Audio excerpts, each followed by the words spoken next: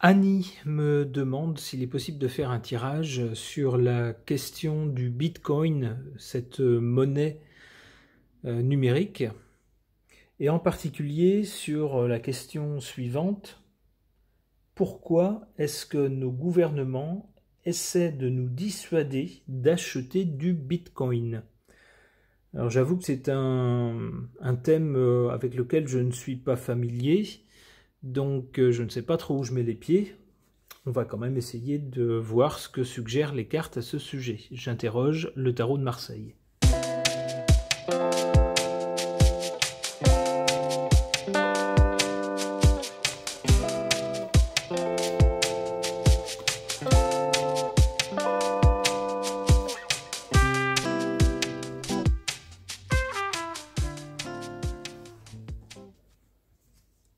En cause de cette tentative de dissuasion d'acheter du Bitcoin, c'est bien la peur d'être renversé ici.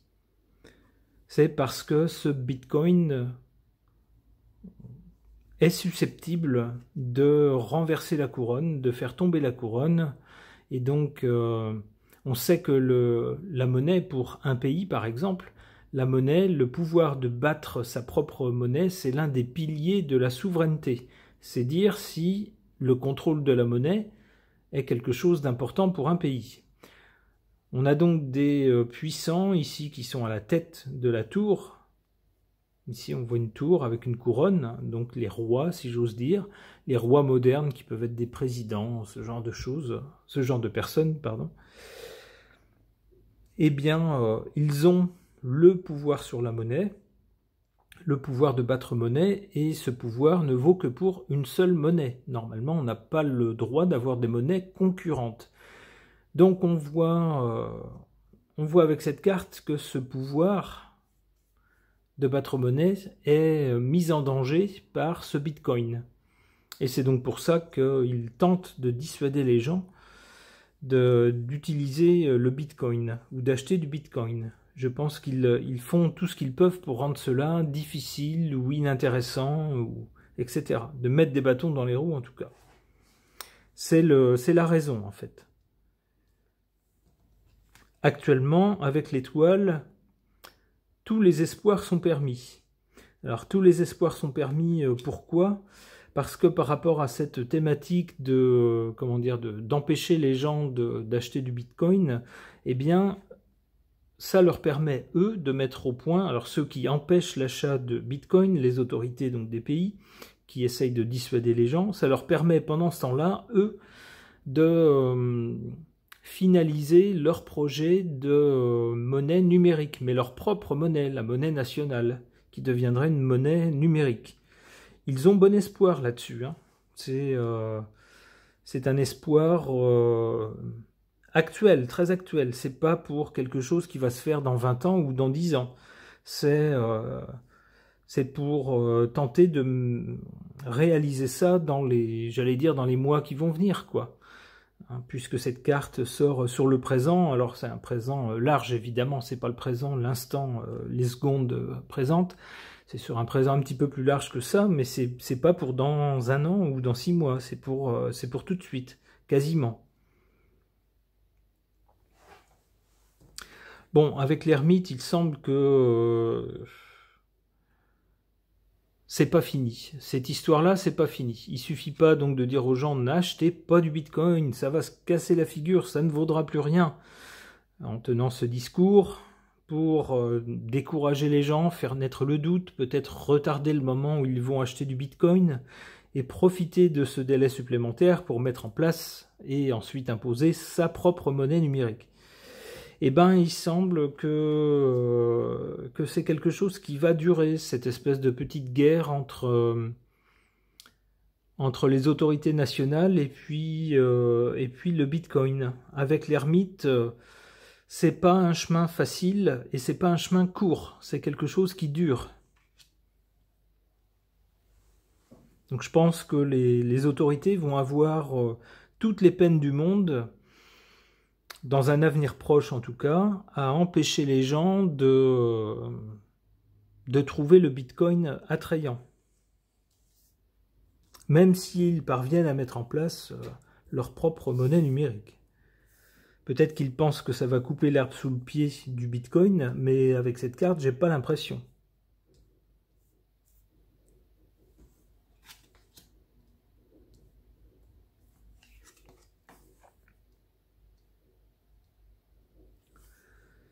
Je pense que derrière ces opérations de découragement d'achat du Bitcoin, j'y verrais bien Madame Pustula. Pustula qui vend des layettes. La dame qui fait ses commissions à Bruxelles. Vous voyez de qui je veux parler. Parce qu'on voit ici qu'elle est en défaveur de tout ça. Je pense que c'est elle qui pousse, qui dit... qui dit au chef d'État, ne laissez pas, enfin faites ce que vous pouvez pour décourager ce machin-là, parce que il va ronger notre monnaie numérique à nous, l'euro.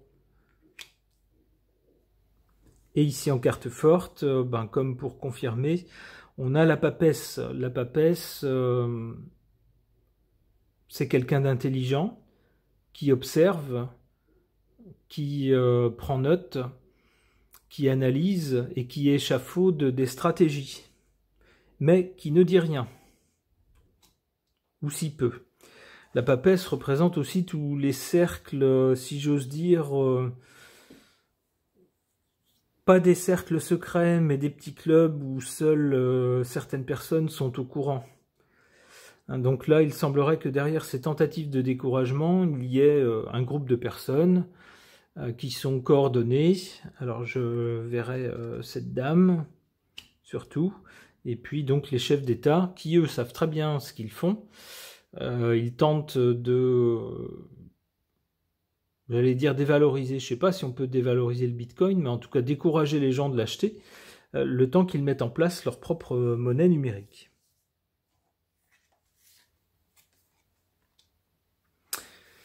Et oui, c'est pas fini, hein. C'est pas parce qu'ils mettront leur monnaie numérique en place que les gens vont lâcher le Bitcoin.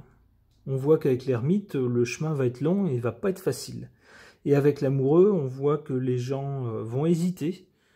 Ils vont se dire, ouais, une monnaie numérique, un euro numérique, oui, d'accord. Enfin, quel avantage, quelle différence avec le fait que déjà, habituellement, je paye avec ma carte bancaire et sans contact. Qu'est-ce que ça va changer? Pas grand-chose. En revanche, le Bitcoin, c'est autre chose. Ça n'appartient pas à un État, etc. Bon, bref. Donc les gens vont pas forcément sauter sur l'euro numérique et abandonner le Bitcoin. Je pense que beaucoup de gens vont réfléchir pas mal. Et voilà, il y aura des tenants du Bitcoin qui vont... alors j'allais dire des gourous, alors peut-être pas des gourous, mais des voies alternatives qui vont expliquer aux gens l'intérêt du Bitcoin, par exemple, en leur disant, si au lieu d'avoir toute votre fortune dans une seule monnaie, vous diversifiez, eh bien si l'une de ces monnaies se casse la figure, vous aurez toujours la moitié qui, elle, n'aura pas perdu de valeur, par exemple. Ou alors, si vous utilisez cette monnaie-là, elle n'est pas soumise aux mêmes contrôles et aux mêmes obligations que la monnaie nationale. Ça peut être ça. Donc des gens qui vont tenter de professer, si j'ose dire, la philosophie Bitcoin.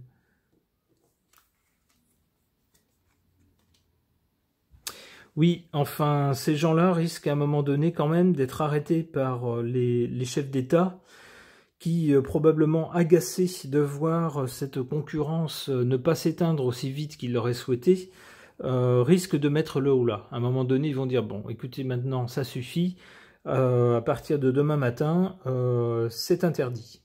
Ça pourrait être le sens, c'est un peu comme ça que je vois cette carte de l'empereur, qui à un moment donné va asseoir son autorité. Ok. Pour tenter d'avoir des éléments de réponse à la question d'Annie, qui demande pourquoi est-ce que nos gouvernements essayent de nous dissuader d'acheter du Bitcoin, j'interroge le keeper de Christefania.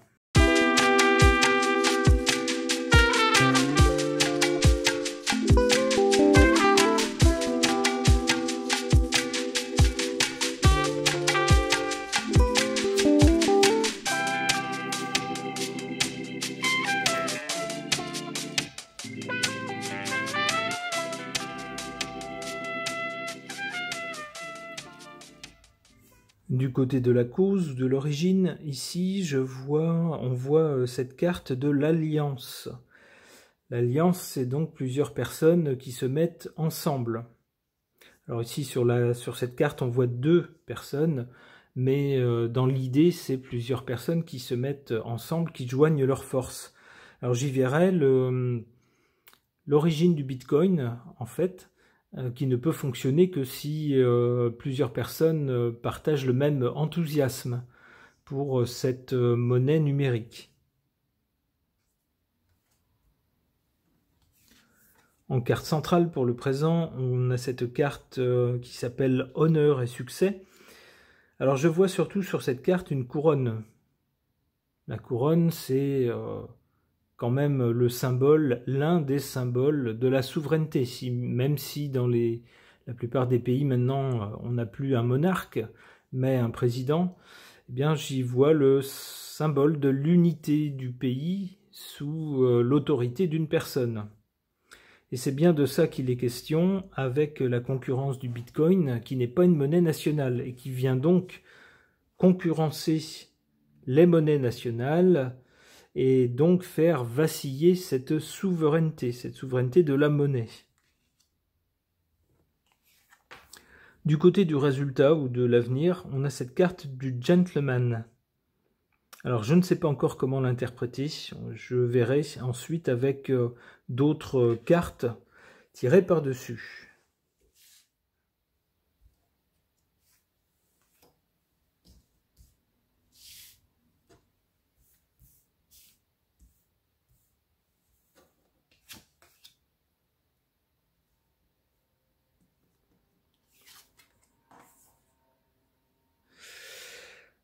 En défaveur donc de cette action, on a la carte du vol, avec la pie qui vole des trésors, des richesses. Et je pense que c'est l'impression des gouvernants de se dire que cette nouvelle monnaie numérique est une perturbatrice qui vient bousculer, on va dire, le monde justement des devises, des monnaies, et qui vient, si j'ose dire, voler des parts de marché, voler des clients, voler des richesses. Et je pense que pour cette raison, cette monnaie numérique n'est pas la bienvenue. Ils essaient donc d'y remédier ou de dissuader les gens d'utiliser cette monnaie avec cette carte des pensées qui me fait dire qu'ils réfléchissent beaucoup aux stratégies à adopter. Alors la première des stratégies, c'est d'abord ce qu'ils font, c'est-à-dire dissuader les gens d'acheter cette monnaie, ou du moins de semer le doute dans leur esprit pour retarder le moment où ils vont le faire, ce qui leur donne un peu de temps et un peu d'air pour mener des projets parallèles. Alors j'en reviens à mon idée de tout à l'heure, c'est-à-dire le projet parallèle, c'est de proposer une autre monnaie numérique, la leur.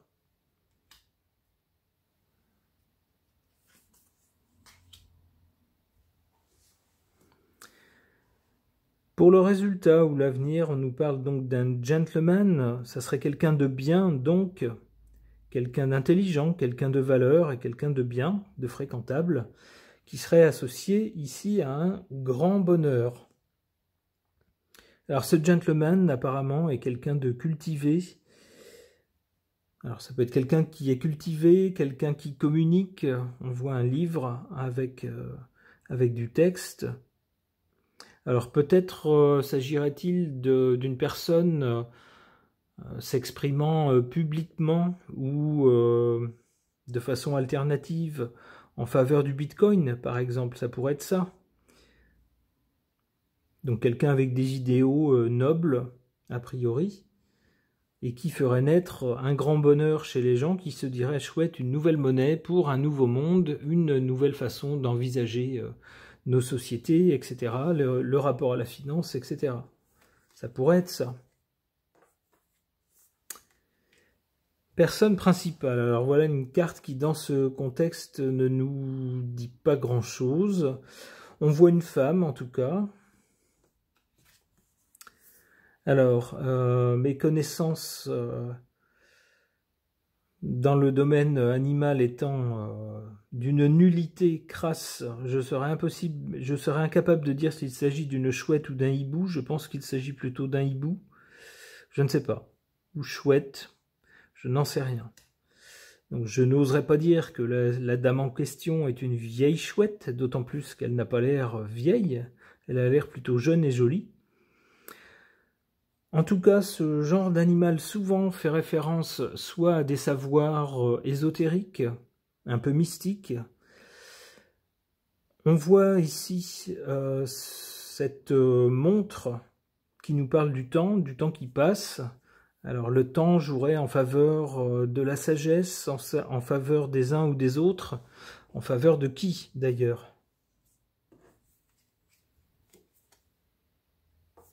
Attente, donc on a bien le même sens, hein. Encore ici on a une horloge. Donc il semble que après une phase initiale où ce Bitcoin pourrait susciter l'enthousiasme chez certains, il semblerait ici qu'ensuite il y ait une période de flottement, d'attente.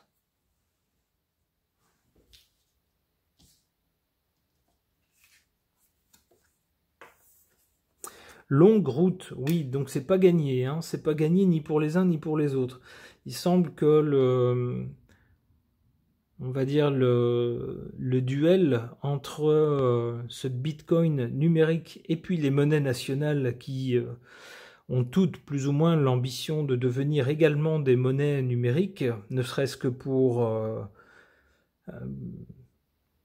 comment dire, pour écraser le Bitcoin et ne pas lui laisser l'avantage d'être l'une des seules monnaies numériques, ou en tout cas une des seules qui ne soit pas contrôlée par un État ou un système étatique. Eh ben, on nous dit que c'est pas gagné avec ces cartes ici, avec ici cette montre, ici l'attente, puis une longue route. Eh ben, c'est pas facile. Je pense que les deux vont encore se tirer la bourre pendant un moment, si j'ose dire. On a ensuite la carte de l'enfant qui peut faire penser, alors soit de la naïveté, soit quelque chose de nouveau, quelque chose de neuf qui naît après. Alors à ce stade, je ne m'avancerai pas à dire s'il s'agira donc du Bitcoin qui aura écrasé les monnaies nationales ou qui se sera fait sa place dans le concert des monnaies, si j'ose dire, ou si, au contraire, stimulés par le danger représenté par le Bitcoin, les monnaies que nous connaissons actuellement, qui sont liées à des États, auront réussi leur mutation vers des monnaies numériques. L'avenir nous dira laquelle de ces deux hypothèses est correcte. Ce tirage est maintenant terminé, merci de l'avoir suivi.